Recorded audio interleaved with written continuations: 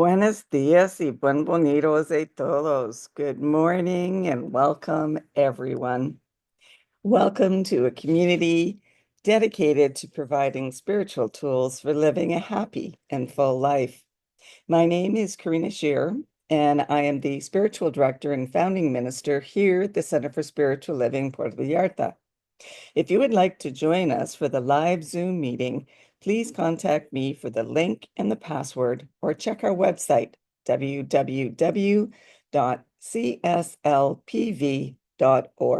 and you'll find the link under the weekly talk section. Today is Super Sunday, February 9th, 2025. And we are continuing our monthly topic, Radical Interconnection.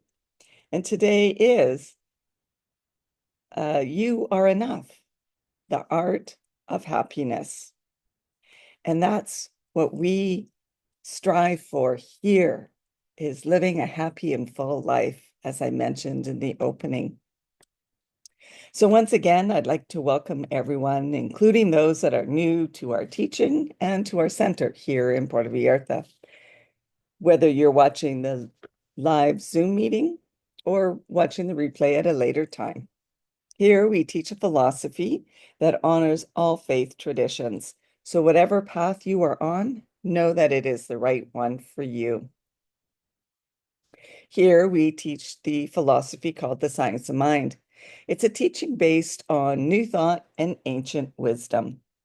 We offer spiritual tools and principles to promote personal growth, and we honor diversity in all aspects so that we can honor the great oneness that already exists everywhere and within everyone.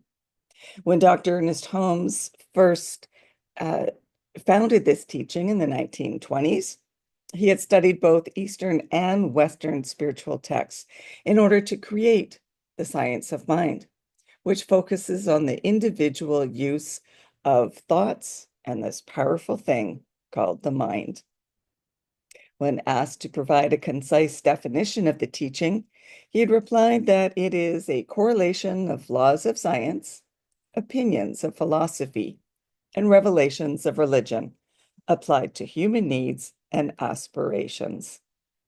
So each week, we offer an inspirational message.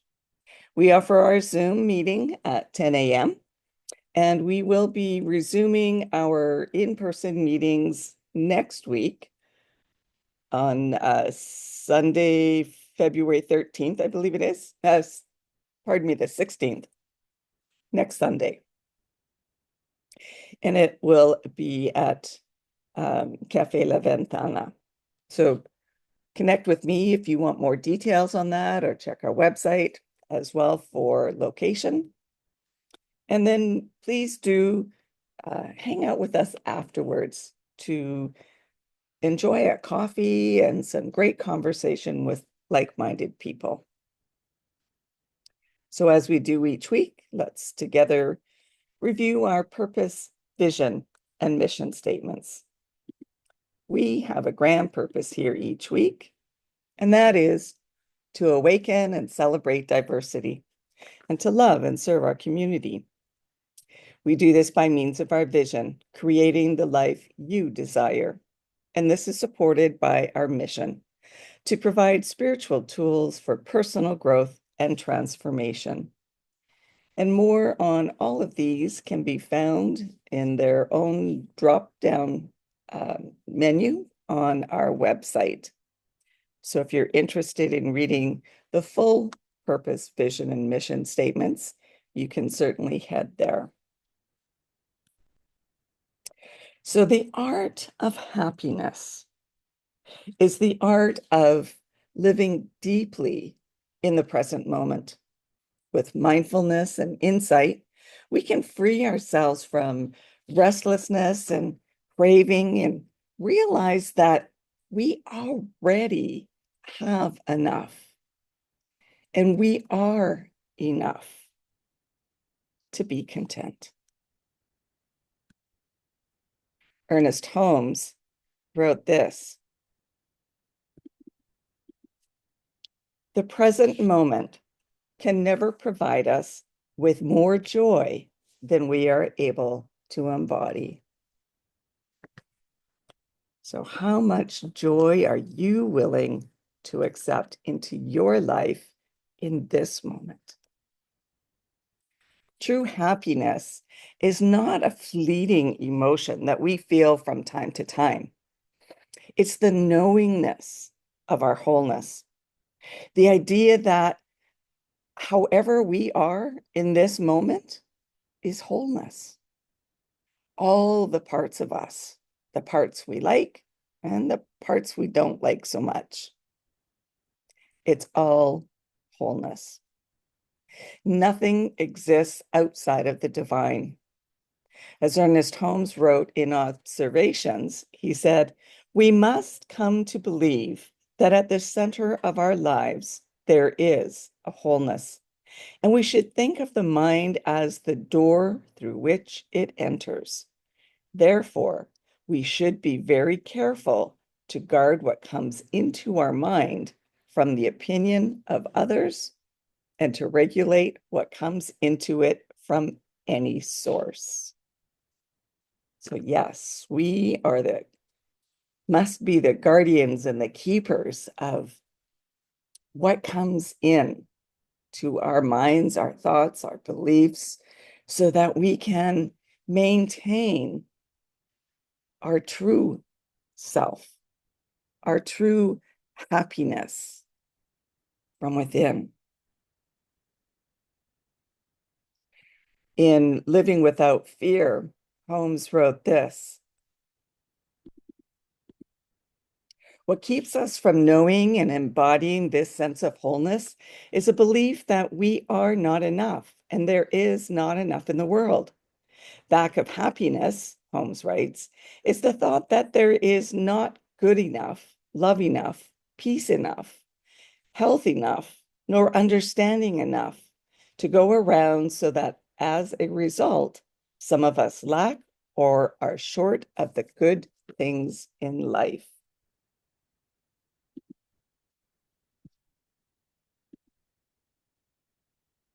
So, what is happiness? Happiness is a habit, the habit of embracing all of who we are every moment. Holmes wrote in The Art of Living, "The art of happiness is the art of living deeply in the present moment with mindfulness, concentration, and insight. We can free ourselves from feelings of restlessness and cravings and realize we already have more than enough to be happy." Many of us spend our lives busy wanting things, whether it's a job, a relationship, a house, a car, or any other material object, thinking that they will make us happy. We look outside ourselves for happiness. And I remember growing up in my early 20s, repeating the phrase, "I just want to be happy," looking outside, not realizing that it was me that had to make my own happiness. And that's when my life changed. So often we seek things outside of ourselves to fill a hole that comes from old hurts, wounds, or traumas even. Some of these wounds may be from our family or from our education or our faith communities, or from societal and cultural institutions that reinforce notions of our relative worth. The truth is, no outside entity, no outside force, including people or things, can fill the hole in our soul. Caroline Myss wrote this: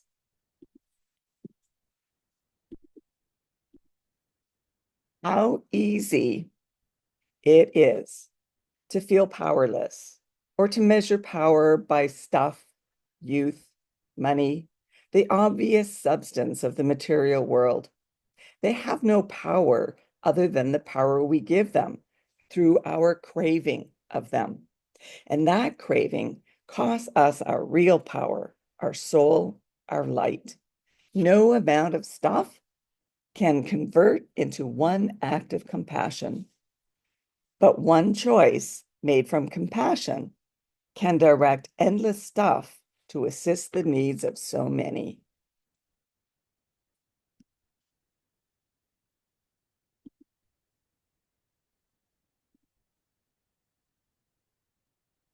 So to truly set ourselves free and embody our wholeness, we have to combine mindfulness with insight. By being mindful, we become aware of our ingrained habitual way of living, our habitual way of thinking and being.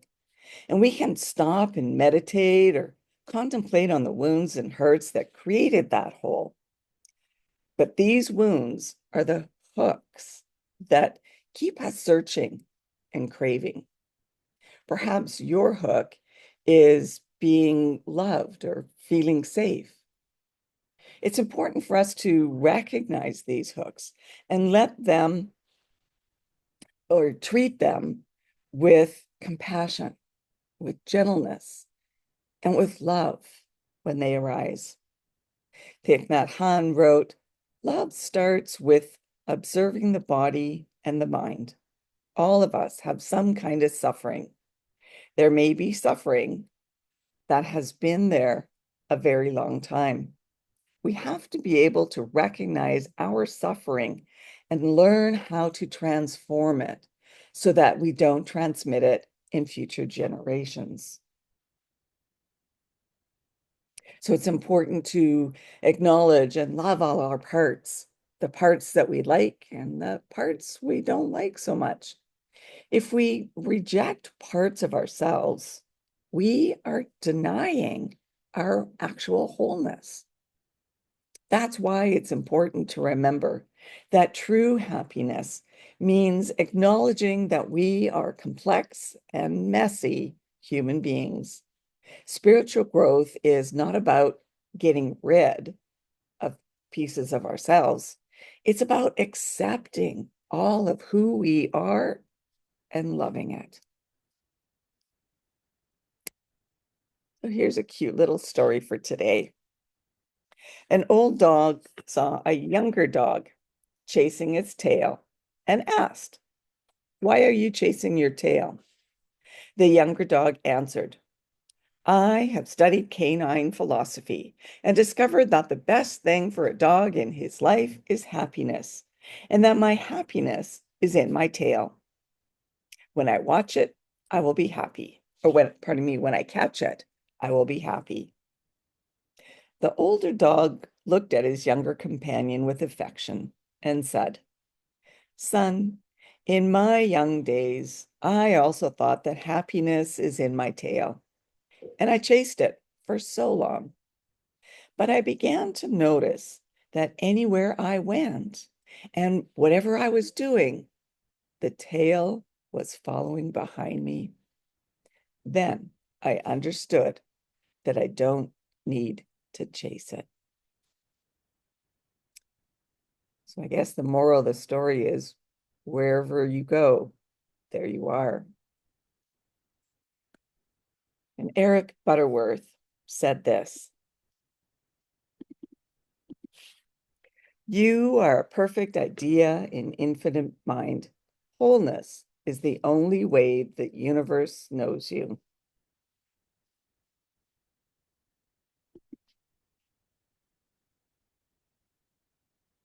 So learning to love all of our parts is a practice.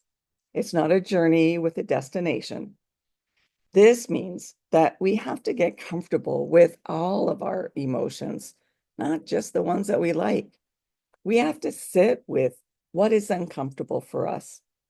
So now it may be that doing this is too painful. And so we seek the help of a therapist, a counselor, clergy person, your minister. or a coach or a practitioner. Nothing says we must do this alone, but it is vital to work with our suffering.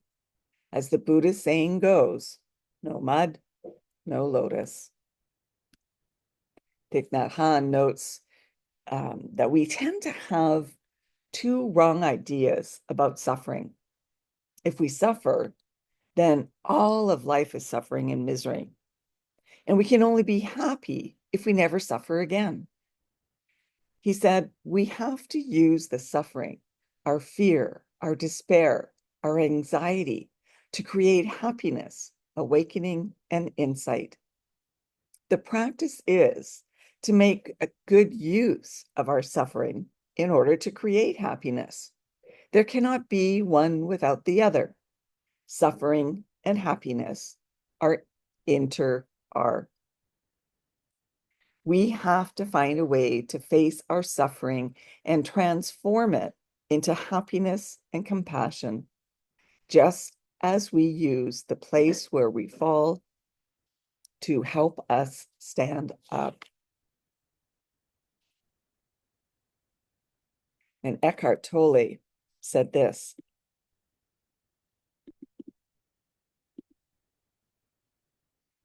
if you then become excessively focused on the goal, perhaps because you are seeking happiness, fulfillment, or a complete sense of self in it, the now is no longer honored. Your life's journey is no longer an adventure, just an obsessive need to arrive, to attain, to make it. You no longer are aware of the beauty and the miracle of life that unfolds all around you.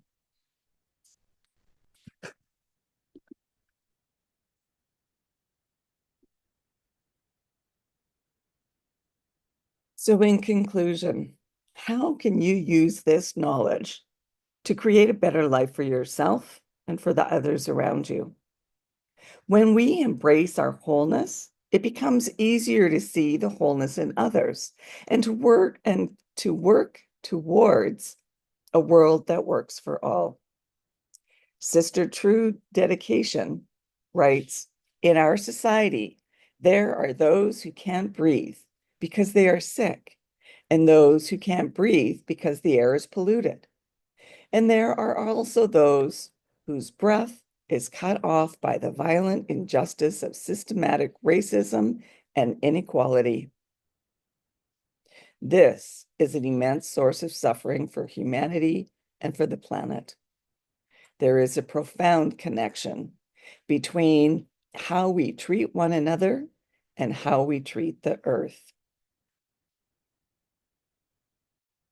In Zen and the Art of the Planet, Thich Nhat Hanh wrote, racial and environmental justice are.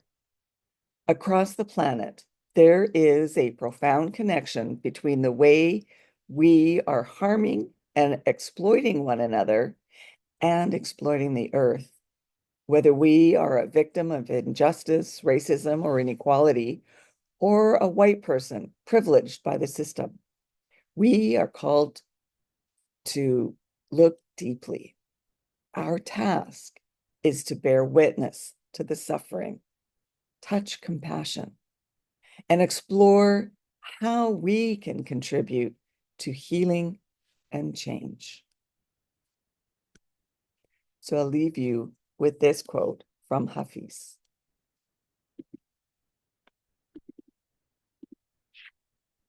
The work starts as soon as you open your eyes in the morning. Habits are human nature. Why not create some that might mint gold? And that leads us to our affirmation for the week.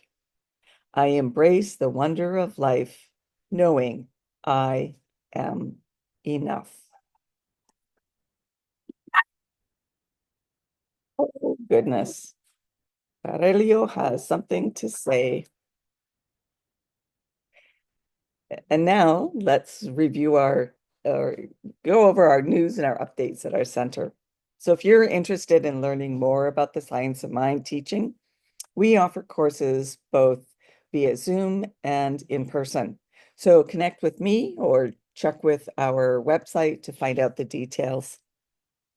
There is a separate drop-down for upcoming classes as well, or send me an email. And let me know if there's a specific course or a workshop or a book study that you would be interested in taking so that we can plan dates for those as well. And if you would like to have a one-on-one connection for a spiritual mind treatment to assist you with whatever is going on in your life or whatever you would like to experience more of, then please connect with me so we can arrange that as well. And if you would like to commit to being a member of the Center for Spiritual Living Puerto Vallarta for this current year, as membership does renew annually, or if you would like to be on our board of trustees, then please connect with me so that you can be sent the current forms. And I'd also like to remind you to like and subscribe to our YouTube channel and our Facebook page. And now it's our time for mindfully giving and financial support of our spiritual home.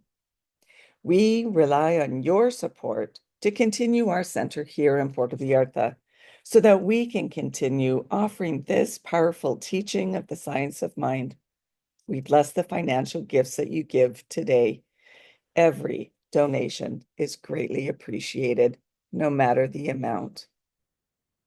Donations can be made using PayPal or Tithely through our website, www.cslpv.org. And you'll find the donate buttons on both the landing page as well as at the top of the page where you find the replays of the weekly talks.